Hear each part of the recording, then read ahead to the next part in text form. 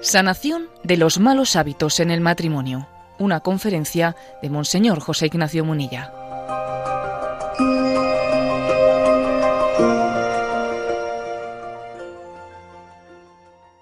Dios está plenamente implicado en la santidad del matrimonio. Está plenamente implicado en esa santidad. Queramos que no, estamos bajo esa especie de influjo cultural en el que uno piensa que la mayoría de los santos suelen ser consagrados y no casados. Es verdad que una parte muy grande de los canonizados, pues suelen ser consagrados, sacerdotes, etc. Eso es verdad, de los canonizados. No cabe decir en absoluto que se pueda extrapolar de si la mayoría de los canonizados pues, son sacerdotes religiosos, luego la mayoría de los santos también. No cabe decir tal cosa.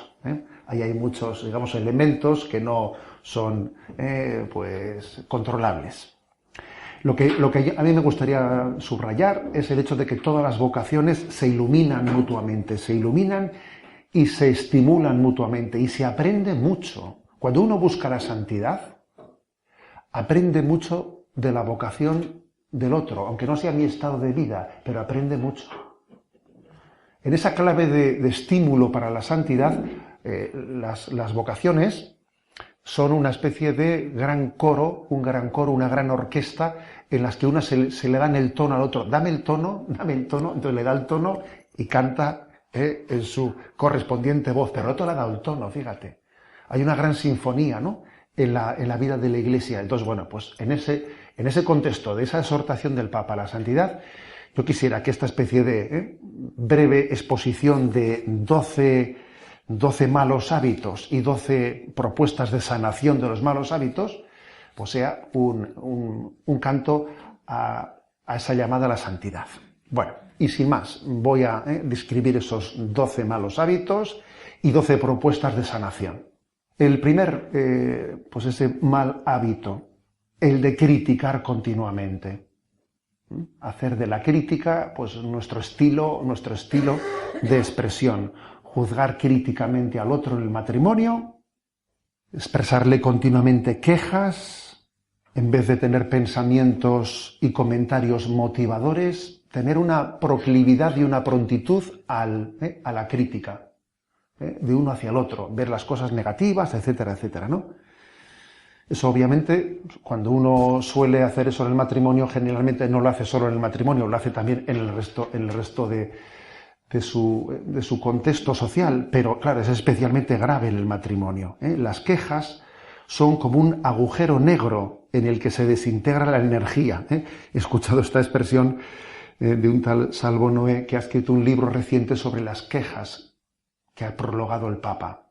El Papa es un gran apóstol contra la queja, contra la tendencia nuestra a estarse quejando, viendo lo negativo.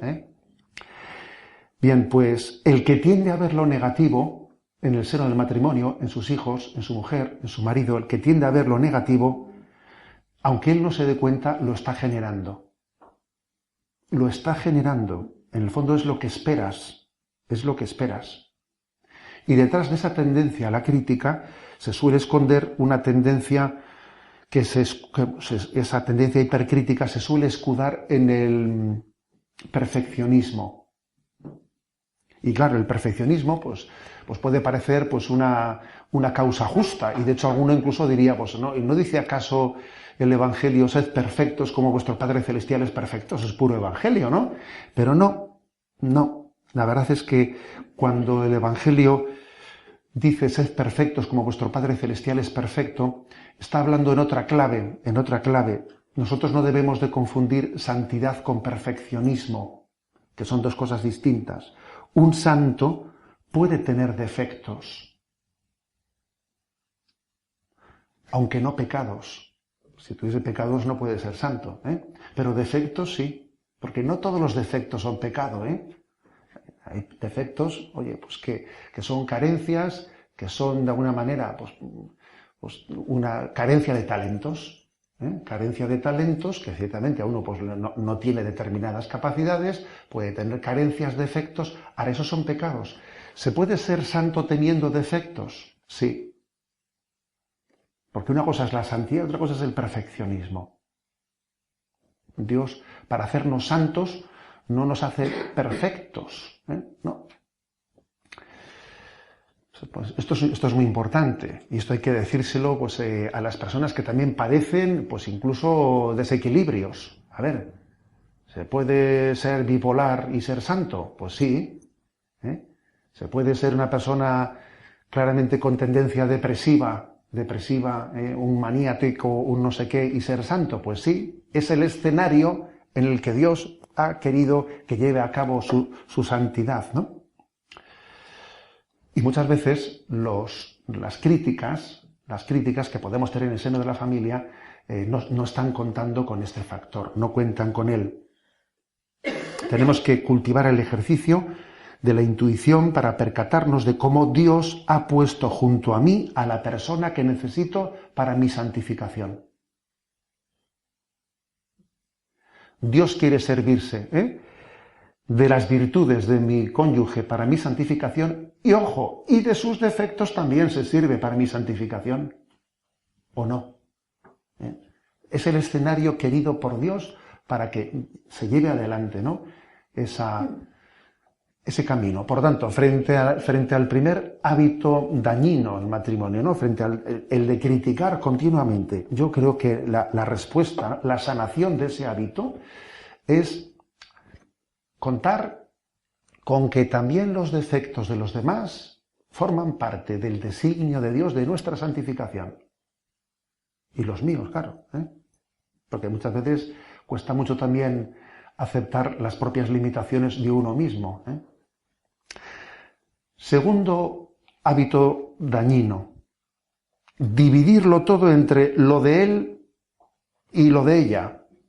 O sea, hacer una especie de división, ¿no? De lo suyo y lo mío, sus cosas, mis cosas, sus amigos, mis amigos, sus aficiones, mis aficiones, su cuenta corriente, mi cuenta corriente. A veces en el matrimonio se van desarrollando las cosas en estas categorías, hasta el punto de que los niños llegan a decir, esto es de papá, esto es de mamá. Sabes que ya han identificado ya claramente el territorio de las cosas, han entendido el mensaje, lo han entendido. Y obviamente detrás de eso hay tela, hay tela, porque dice el Evangelio, donde está tu tesoro, ahí está tu corazón. Luego, si en el matrimonio uno está viendo que hay territorios privados, personales, ¿no? Que no llegan, ¿no? a formar parte de la comunión, quiere decir que el corazón, donde está tu tesoro, ahí está tu corazón, que el corazón todavía tiene falsos tesoros que le impiden vivir la plena comunión. Lo propio del matrimonio es ser una sola carne. Y ser una sola carne, pues quiere decir compartirlo todo. Yo recuerdo que a veces a los que cuando preparaba, ¿no? Pues siendo párroco de Zumárraga, hacía cursos preparando los matrimonios y les explicaba el signo de las arras, que es un signo que es optativo, no es obligatorio en la liturgia matrimonial, hacer el signo de las arras. Pero les decía que si de hecho no es obligatorio hacer el signo de las arras, todo lo mío es tuyo y todo lo tuyo es mío, es porque ya está implícito en el te entrego mi corazón. Es que si te entrego mi corazón, obviamente te entrego con todas las consecuencias, con todas las materialidades, con todas las concreciones, ¿no? Con todas las concreciones. Si no es obligatorio en la liturgia hacer el rito de las arras, es porque en ese te doy mi corazón plenamente, que es la fórmula central, ¿no? Te amo en las alegrías, en las penas, en la salud y en la enfermedad, está implícito todo. Por eso, digamos que ese mal hábito en el seno del matrimonio de lo mío y lo tuyo está augurando un riesgo muy grande de fractura. ¿Os acordáis? No hace mucho que hubo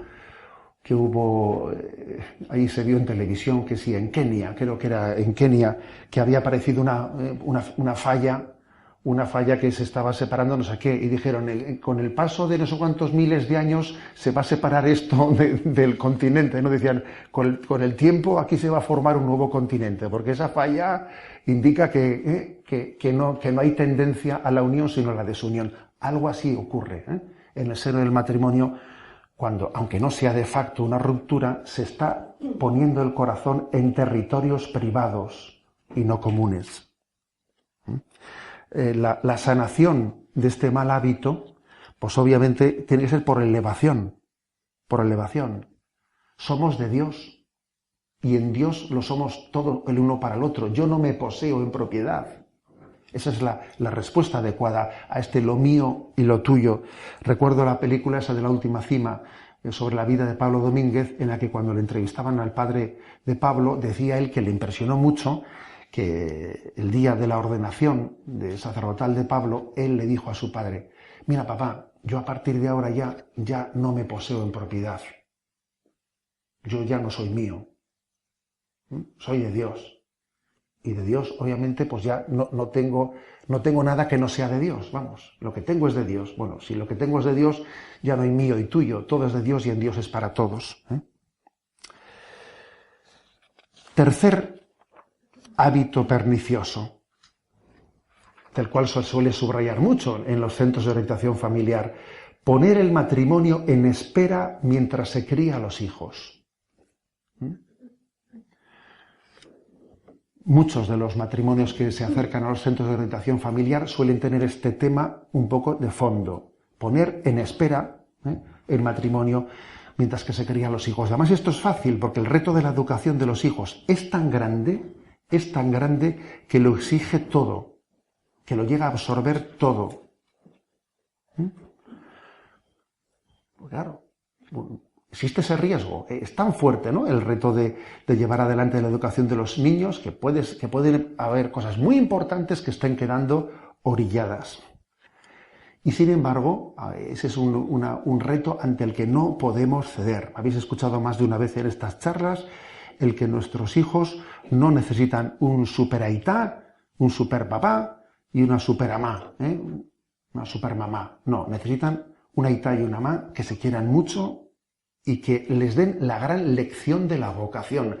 La mayor lección que se puede dar en el seno de una familia es la lección vocacional. Enseñarles, mostrarles cómo nos amamos.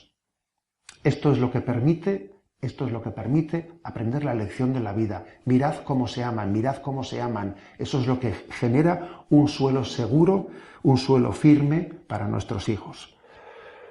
Por lo tanto, una clave para sanar este mal hábito de que en la relación matrimonial se ponga en espera porque nos entregamos totalmente a los hijos y en eso consumimos todas nuestras energías, una clave yo creo que es tener mucho cuidado de que no estemos esperando a que pasen los problemas para empezar a disfrutar de la vida. Porque claro, uno dice, a ver si salimos de esta y empezamos a respirar. A veces se oye eso, Se oye decir, cuando hay muchos niños pequeños, se dice, a ver los niños, a ver si crecen un poco y empezamos a respirar. Esa expresión de empezamos a respirar es una expresión que nos delata un poco. Hay que tener cuidado en que uno no esté esperando a que pasen las dificultades y las cruces para empezar a vivir la gloria. No. La clave de la felicidad no está en esperar a que pase la tormenta, sino aprender a bailar debajo de la lluvia, ¿sabes? Esa es la clave. La felicidad, a ver si pasa la tormenta, no, a ver si aprendemos a bailar debajo de la lluvia, que esa es la clave. En medio de la situación, en medio de los retos, yo disfruto y en medio de los retos me entrego a la vocación que Dios me ha dado.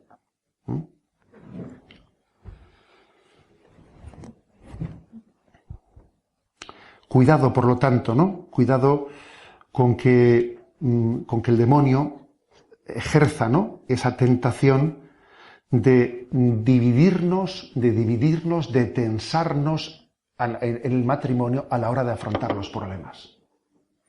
Es una gran tentación. En todo caso, incluso no, pues diciendo, bueno, pues ya dejaremos esto para más tarde, lo dejaremos para más tarde. Tercer mal hábito. darse mutuamente las obras, las obras.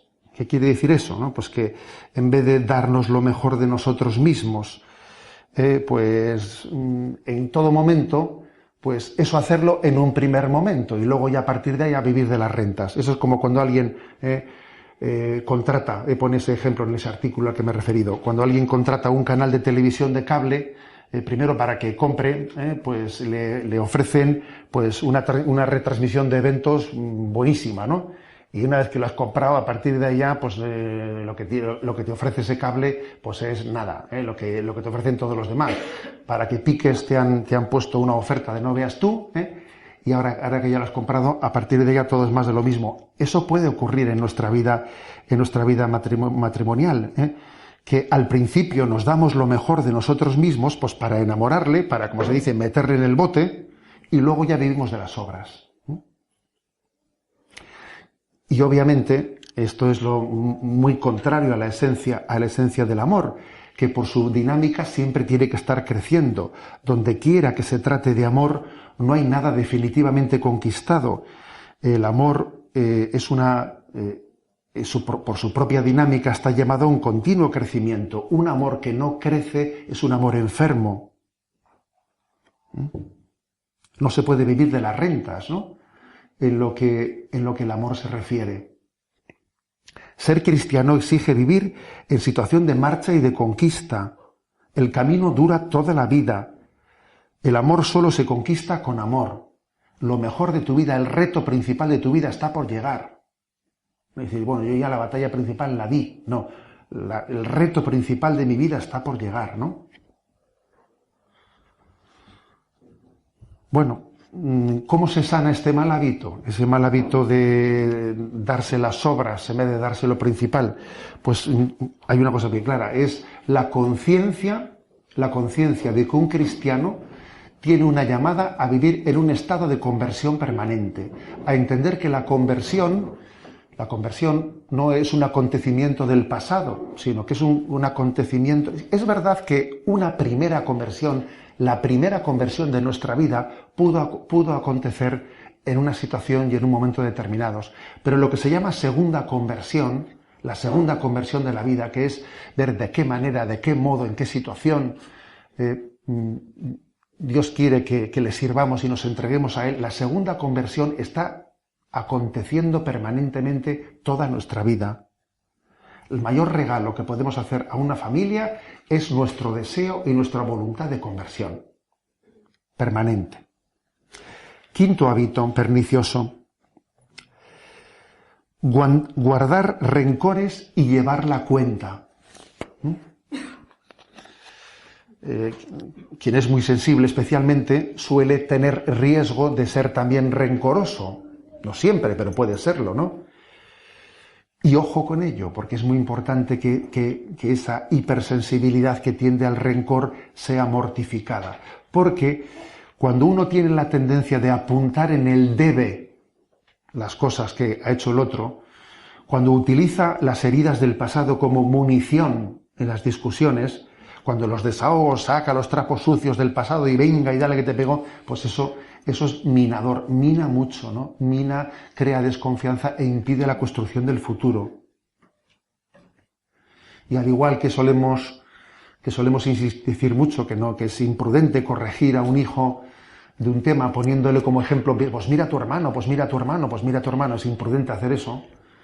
También es imprudente que nuestras correcciones estén siempre sacando trapos del pasado, porque entonces en el fondo esas referencias demuestran que el perdón no ha sido verdadero, ha sido ficticio, y en el fondo estamos todavía pues esclavos en Egipto, que no hemos salido hacia la tierra prometida.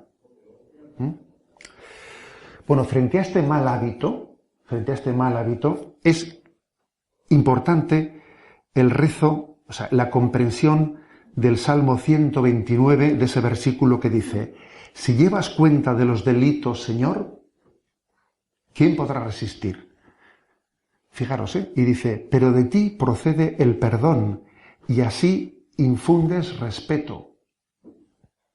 Qué curioso que Dios infunda respeto perdonando. de ti procede el perdón, y así infunde respeto. Nosotros diríamos que se infunde respeto, pues cuando se da un escarmiento.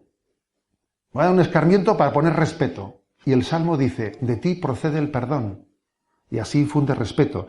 O sea, no es lo mismo infundir respeto que infundir miedo, porque el respeto le infunde la autoridad moral, y nadie tiene mayor autoridad moral que el que perdona. Porque para amar a una persona hay que ser capaz de perdonarla, ¿no?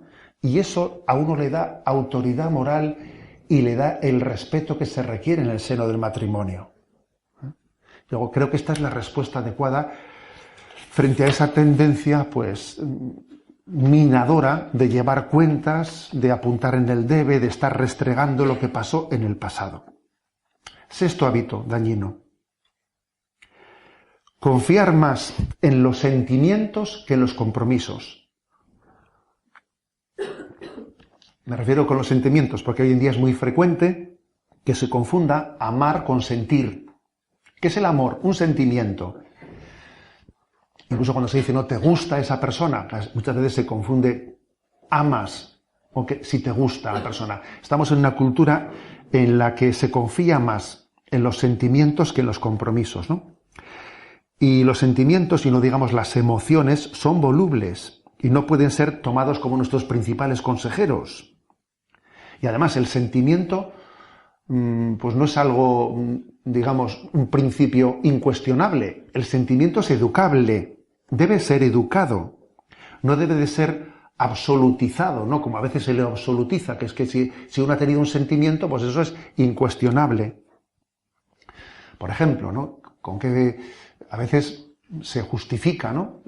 Incluso la infidelidad en el matrimonio diciendo, claro, es que se ha enamorado de otra persona, entonces claro, tiene que ser sincero con sus sentimientos, pero dice, pero bueno, pero es que acaso el que un corazón humano sienta en un momento determinado una cierta atracción no es algo educable, no es algo educable, no es algo reconducible. No le puede ocurrir eso a cualquiera de nosotros. Un primer impulso del sentimiento, ¿acaso no que es irracional, que es absurdo, que pueda sentir yo, que podéis sentir vosotros con alguien ajeno, ¿no? Que el corazón sienta algo hacia la mujer del vecino o hacia quien fuera, ¿no? ¿Acaso eso tiene carta de autenticidad? ¿Acaso eso no es educable, no es reconducible?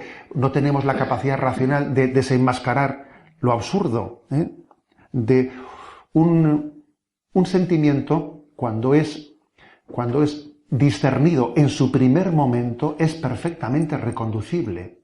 Otra cosa es que le dejemos ir creciendo y adueñarse de nosotros hasta que tenga una carta de ciudadanía que nos lleva a tener la incapacidad de gobernar nuestra vida. Ya sé que esto que estoy diciendo choca totalmente con la cultura romántica, porque la cultura romántica lo que dice es que, claro, los sentimientos son los sentimientos, ¿no? Es lo que venga, ¿no? Es que ha sido la flecha de Cupido, ¿y qué se va a hacer? Me ha pegado la flecha a mí, entonces como la flecha me ha pegado, pues ¿qué le voy a hacer? No tengo más remedio porque la flecha me ha infectado, ¿no? Mira, dice, ¿no? ¿Cuál es la concepción del amor romántico? El amor romántico dice que el amor, por su propia naturaleza, tiene que ser espontáneo, libre, y que es incompatible con que alguien, de alguna manera, se comprometa con ello, porque es algo que es impredecible. El amor es impredecible, yo no puedo comprometerme, ¿no? Se formula así: tú no puedes comprometerte a tener unos sentimientos, porque eso es contrario a la esencia del amor. En el momento que intentas atarlo, estás pervirtiendo el amor. Esa es la concepción del amor romántico. Es la concepción de que, incluso dicen, de que en realidad el enamoramiento se acaba cuando te casas, porque como ahí te has atado, eso ya no es enamoramiento, estás atado, estás por compromiso, pero no estás por... Esa es verdaderamente una auténtica losa que pesa sobre nosotros, la concepción romántica, ¿no?, del amor. Y lo cierto es que no es verdad que el que se compromete ame menos, todo lo contrario, el que tiene miedo a comprometerse es que no ama, que es distinto. El amor se compromete y no tiene miedo a atarse. Tiende al compromiso, tiende a la estabilidad. Y eso además lo decimos no solo desde el punto de vista cristiano. No sé si habéis estado allí cerca de la Fontana di Trevi, allá en Roma. Ahí hay un sitio que hay unas verjas de hierro, ¿no? Y que suele haber allí un montón de candados cerrados. Llega allí la gente, llegan los novios, cogen su candado, ponen un candado, cogen una llave, lo cierran y lo echan al agua. Oye, eso está hecho no desde no desde una iniciativa explícitamente cristiana. Está hecho, eso ha nacido desde la tendencia de esos novios que llegan allí y dicen, es que nuestro amor tiene que ser para siempre. Venga, pon un candado, vamos a tirar aquí la llave. A ver, es que eso es natural. Lo natural en el amor no es la concepción romántica de que los sentimientos van y vienen. No, lo natural es que el amor tiende al compromiso, tiende a la estabilidad. Busca la estabilidad. Por eso la famosa frase de Chesterton, que no solo es el amor el que preserva el matrimonio, sino que es el matrimonio el que preserva el amor. Claro que la cosa es muy fundamental y clave. Por eso, ojo con el romanticismo, porque cualquier parecido con el cristianismo es pura coincidencia. Lo del corazoncito ese con la flecha no tiene nada que ver con lo del corazón y la lanza traspasada del corazón de Jesús. No tiene nada que ver. No tiene nada que ver. Cualquier parecido es pura coincidencia. El verdadero, la respuesta, ¿no? La respuesta a ese hábito tan pernicioso, ¿no? de confundir sentimientos con compromiso. ¿Cuál es la respuesta? El amor crucificado de Jesucristo, el corazón de Jesús. Esa es la respuesta. Amor se escribe con sangre. Se nos ha revelado la fidelidad del amor en el corazón de Jesús. Séptimo hábito, ¿no? Pernicioso. Tomar decisiones sin consultar a tu esposo, a tu esposa, en tu familia. Tomar decisiones sin consultar. Un hábito pernicioso. Cada uno tenemos nuestra autoestima y obviamente la autoestima de cada uno se forja en la medida en cómo los demás le tomen a uno en consideración. Eso es verdad. Y si las cosas se deciden sin que a uno se le consulte nada, pues uno inevitablemente tiende a sacar una conclusión. Pues parece que yo no debo de pensar mucho, ¿no? No debo de pensar aquí. A esto añádese que existe el riesgo del orgullo de quien se cree falsamente seguro y que se cree que puede decidir las cosas sin necesidad de recibir un consejo por parte de los demás, ¿no? Olvidando de que Dios nos ha hecho complementarios y no autosuficientes. Dios nos ha hecho complementarios. Y es una providencia que Dios compensa los defectos de uno con los otros, compensa los talentos de uno con los de otros, compensa y entre todos somos uno. El verdadero liderazgo, por otra parte, ¿no? O sea, porque dice, bueno, pero en una familia puede haber alguien que sea más líder, de acuerdo. Pero el verdadero liderazgo no consiste tanto en ser el que lo haga todo. El verdadero liderazgo es el que suscita liderazgos. Que en una familia haya un liderazgo marcado de una manera que anule a los demás, eso es fatal. El liderazgo tiene que suscitar liderazgos. Ese es el verdadero líder. No el que se siente muy seguro de sí mismo y anula a los demás, ¿no? Bueno, la sanación de este mal hábito, pues tiene que ser obviamente la de confiar en Dios, que también requiere confiar en el cónyuge, porque si uno confía verdaderamente en Dios, confía verdaderamente en los demás. Eso de que dice, hijo, yo es que únicamente me fío de Dios. No, tampoco te fías de Dios. El que confía en Dios, confía en los demás. Y para decidir en comunión, pues obviamente hay que hacer actos de confianza. Actos de confianza. Por ejemplo, cuando alguien dice lo que tú digas, bueno, depende del tono con que se diga eso, ¿no? Porque claro, lo que diga tu madre. Yo recuerdo que en mi infancia escuché muchas veces lo que diga tu madre. Claro, la frase lo que diga tu madre o lo que diga tu padre o lo que tú digas, dependiendo del tono con el que se diga, también es un poco distinta, porque puede ser un poco de, ¿cómo decir? Puede ser de dimisión, uno dimite, o puede ser acto de confianza. Entonces yo creo que la clave está en que en la forma en la que se hace ese acto de confianza, lo que diga tu madre, lo que diga tu padre, lo que te parezca prudente, venga, tiene que ser no dejación, no indiferencia, sino acto de confianza. Lo hemos hablado, lo hemos visto, pero venga, decide tú. Octavo hábito, que esto igual os va a llamar un poco la atención. Octavo hábito pernicioso, dice, intentar cambiar al otro. Dice, no, bueno, puede parecer un poco sorprendente, porque ya sabemos que forma parte de nuestra vocación matrimonial el orar por la conversión del cónyuge, ¿no? El orar por la conversión del otro, etc. Pero esto puede ser equívoco, porque puede también esconder echar balones fuera, echar balones fuera. Y lo que está claro es que lo que Dios quiere, la única parte del matrimonio que es inequívocamente seguro que Dios quiere que cambies, es esa que tú ves cuando te miras al espejo. O sea, eso con toda seguridad. Eso, hay una certeza de necesidad de conversión de la que hay que partir. Por ello, a la hora de esperar, de desear y de pedir la conversión del cónyuge, es importante priorizar la propia, superar totalmente el esquema de que el otro es el problemático y yo soy el santito. Hay que superar completamente ese esquema.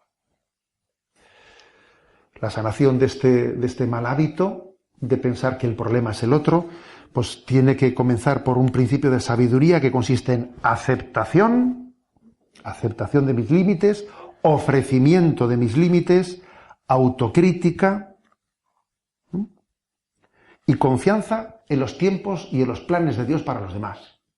Dios tiene tiempos, Dios tiene sus modos, Dios tiene sus caminos que yo no controlo y espero y confío en ellos, ¿no? Es el principio de sabiduría,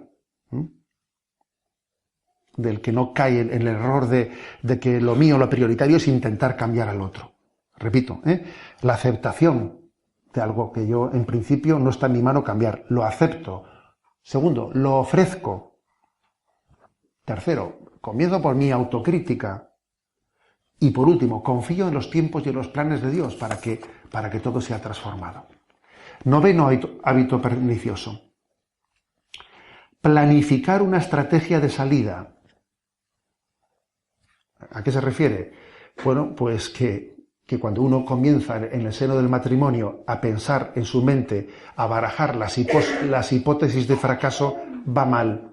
O cuando empieza a fantasear cómo sería mi vida si se rompiese mi matrimonio, cómo sería la cosa, de qué manera yo me desenvolvería, mal asunto. No digamos nada si empieza a amenazar con la posibilidad, ¿no?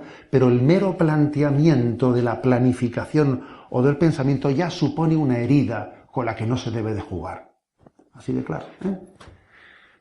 Aunque dice, bueno, pero tampoco va en serio. No importa que no vaya en serio. Yo recuerdo que estando en la mili, que hice la mili ahí en ventas, en el cuartel de ventas que ya no existe, tú eras, no era yo soldado pater, entonces era párroco de Zumárraga, y me acuerdo que me pusieron pues a cuidar en la enfermería a los chicos, ¿no?, que estaban en enfermería, muchos de los cuales recorrían, entonces había el servicio militar obligatorio, recorrían a pegarse unos cortes en las venas, ¿sabes?, para que les liberasen.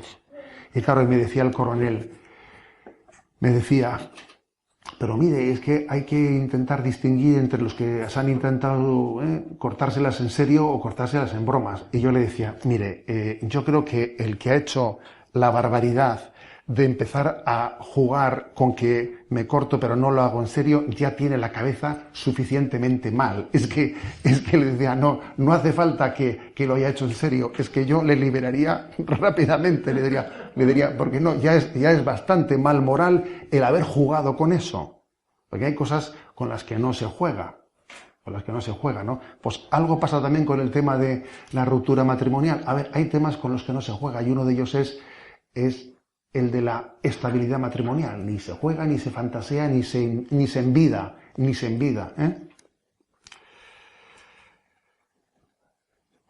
Creo que en eso tenemos que ser súper,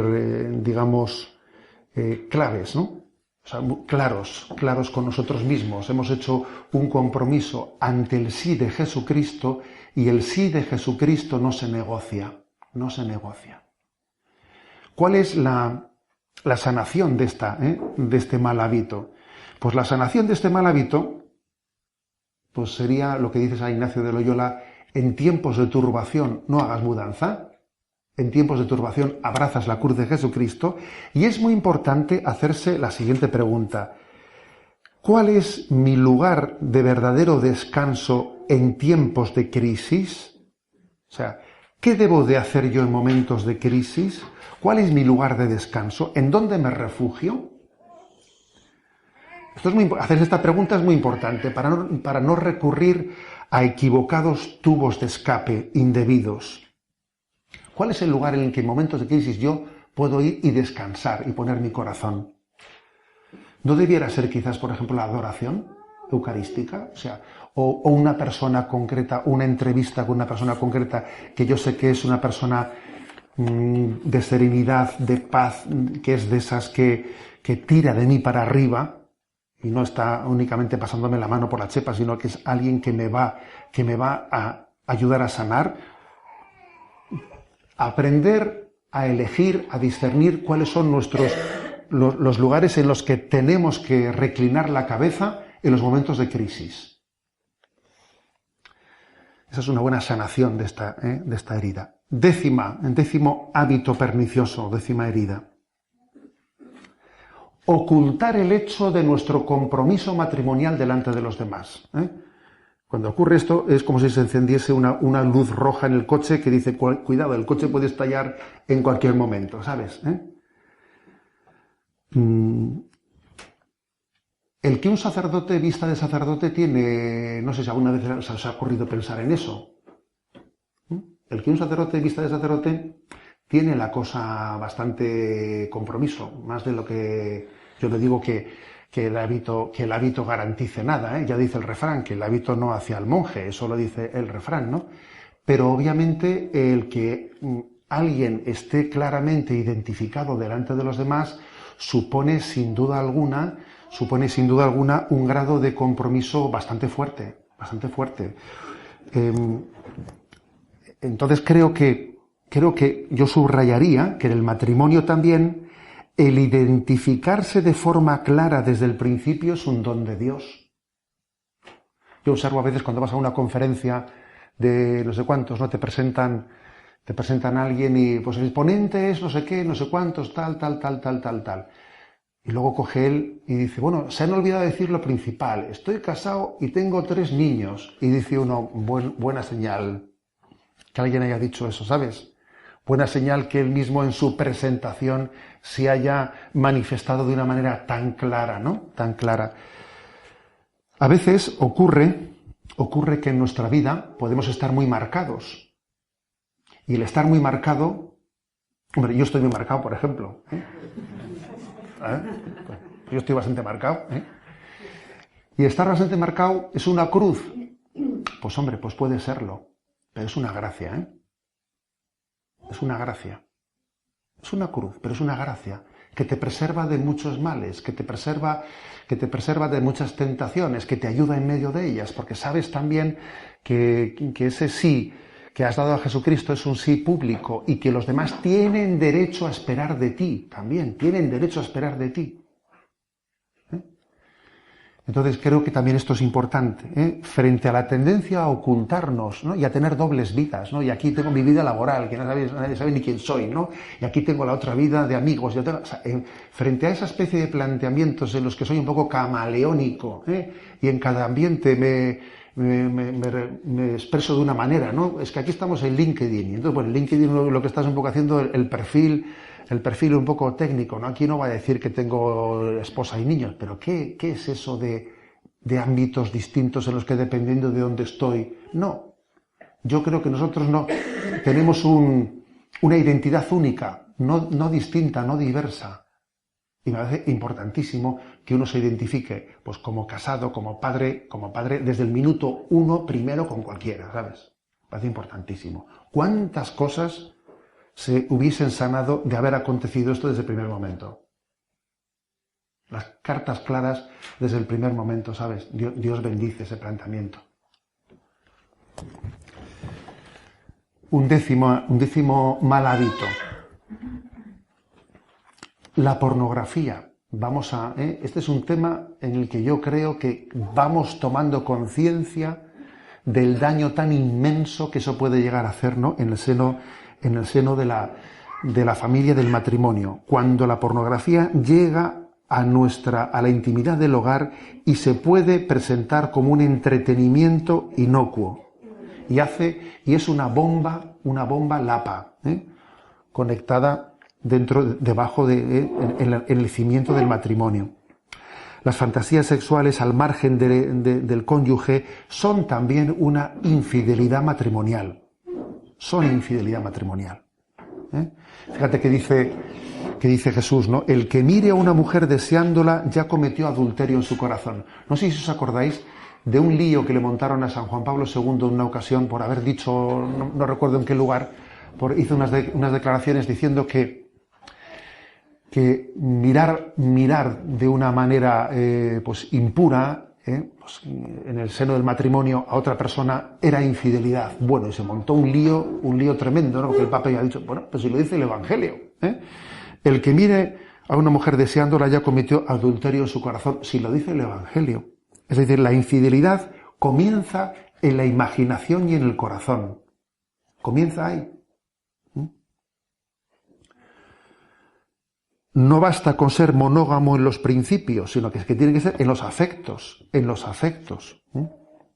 Entonces, digamos que la trivialización de la pornografía es un drama, porque no es cierto que pueda existir una frontera entre lo digital y lo real. No existe esa frontera. Para empezar, eso ya es real, porque hay una persona que se está prostituyendo y que partimos de un drama personal de una persona, ¿no? Que está siendo manipulada, que está sometiéndose a una esclavitud, pues por ganar dinero.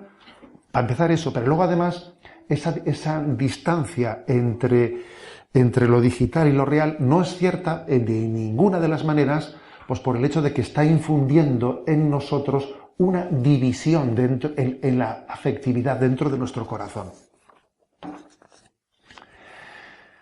Y bueno, pues la sanación de esta gran herida, la sanación tiene que ser el acompañamiento de esas heridas que están debajo de estas esclavitudes. Porque es curioso que el mundo de la pornografía, ¿no?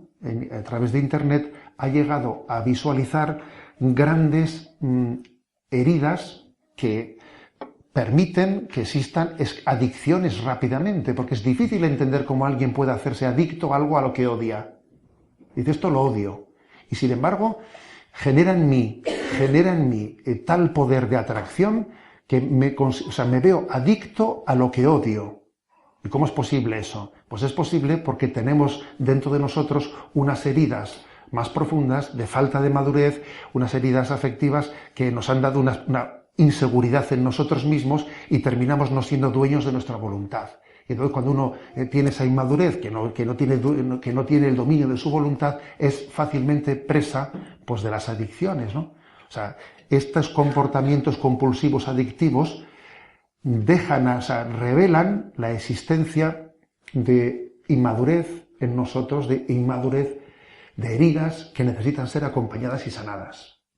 Luego yo creo que aquí el tema del acompañamiento personal, y el acompañamiento del origen de esas heridas que nos hacen tan débiles y tan frágiles es básico. Aparte de la toma de todas las medidas prudenciales, por supuesto. Y por último, el número 12. Digamos, el último hábito pernicioso y la última propuesta de sanación, ¿no? Nos va a llamar la atención, quizás la última. Porque en el fondo, esto es como dicen, ¿no?, los mandamientos. Estos 10 mandamientos se encierran en 2. Bueno, pues es que este último, tal y como ha sido escrito, lo resume todo lo anterior. El último hábito pernicioso dice, ser egoístas. Claro, es que de fondo esto lo genera todo lo anterior, ¿no? Creo que es importante que reflexionemos, ¿no?, que el egoísmo por su naturaleza es totalmente incompatible con el matrimonio. Ser egoísta y estar casado es una bomba. Es como ser ateo y ser cura. Es que un cura ateo tiene un problema, ¿eh? Tiene un problema. ¿Eh? ¿Qué crisis de identidad? Bueno, ojo, ¿eh?, que eso puede ocurrir, que un cura tenga problemas de fe y menudo sufrimiento. Pues lo mismo pasa en un matrimonio, ¿eh? Que uno tenga vocación a la comunión y conviva con un egoísmo, menudo sufrimiento, ¿sabes? O sea, es una bomba que a ver cómo, lógicamente, ese cura que tiene problemas de fe y es sacerdote, pues ese sufrimiento tan grande tiene que abordarlo totalmente. Lo mismo pasa en el matrimonio, ¿no? La clave está en que uno tiene que ir educando su vida poniéndose en clave de pensar en las necesidades del otro, por encima de las necesidades propias. Llegar a pensar en clave de tú para poder llegar a pensar en clave de nosotros. No ver las cosas únicamente desde mi perspectiva, ¿no? Desde mi perspectiva. Esto es clave, ¿eh? Se dice que en la relación con el otro, en el matrimonio, no tenemos que ser un termómetro, sino un termostato. Me llamó la atención cuando escuché esto. ¿A qué quiere decir esto? Termómetro, se dedica un poco a medir la temperatura del otro, pero el termostato es alguien que tiende a compensar o ser factor de cambio en el ambiente. El termostato es un aparato, un dispositivo que, conectado, ¿no?, hace que se regule la temperatura de manera automática, impidiendo que se sube o que se baje. O sea, a ver, pues uno tiene que en un matrimonio, que su forma de relación no sea la de termómetro, sino la de termostato. Eso supone ponerme yo en clave de ponerme en la situación del otro, saber saber por qué crisis está pasando, por qué dificultades, y ver también la providencia de cómo las compenso yo, y qué puedo hacer en cada momento para poder dar una respuesta, ¿no? Esa es la clave de vencer el egoísmo. Uno no puede ser solamente un termómetro, sino un termostato, viendo las cosas desde la perspectiva de cómo está el otro. ¿Cuál es, pues, la sanación? La sanación de esta herida del egoísmo, que es casi una herida, que es la del pecado original, vamos a ser claros. Esta herida del egoísmo se identifica con el pecado original y el pecado de nuestra vida. ¿Qué clave podríamos dar para esto? Pues vamos a decir una cosa. Lo único que puede responder a la herida del egoísmo es la vocación a la esponsalidad. La vocación a la esponsalidad. Jesús, en el Evangelio de San Juan, curiosamente, su primera aparición en público la hace en esas bodas de Caná de Galilea. Quiso revelarse ante el mundo como el esposo de la humanidad. Y en el fondo todas las vocaciones están llamadas a vivirse en clave de esponsalidad. Porque, ojo, también un célibe podría ser un solterón si no vive su celibato adecuadamente, ¿eh? Al igual que puede haber un soltero que, sin embargo, viva su vida con una oblatividad impresionante, ¿eh? Puede ocurrir que haya solteros que tengan una vocación, o sea, que estén viviendo su soltería con una vocación de esponsalidad y de oblatividad que te quedas impresionado, ¿eh?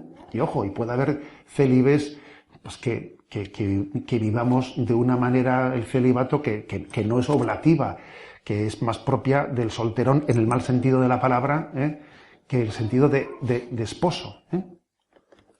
Luego, la clave está en la esponsalidad, o sea, descubrirla como algo que está en la base de nuestra relación con Dios y entender que el matrimonio, pues eso es un sacramento, y repitamos la palabra, sacramento de nuestra unión con Jesucristo, que nos tiene que preparar para ese encuentro con Cristo, y el encuentro con Cristo nos prepara para el encuentro matrimonial. En definitiva, 12 malos hábitos y 12 claves de sanación, ¿no?, frente a estos 12 malos hábitos. Los voy a leer rápidamente. criticar continuamente, dividir todo entre lo tuyo y lo mío, poner el matrimonio en espera mientras que se educan los hijos. Cuarto, darse las sobras. Quinto, guardar rencores y llevar la cuenta. Sexto, confiar en los sentimientos y no en los compromisos. Séptimo, tomar decisiones sin consultar. Octavo, intentar cambiar al otro. Noveno, planificar una estrategia de salida.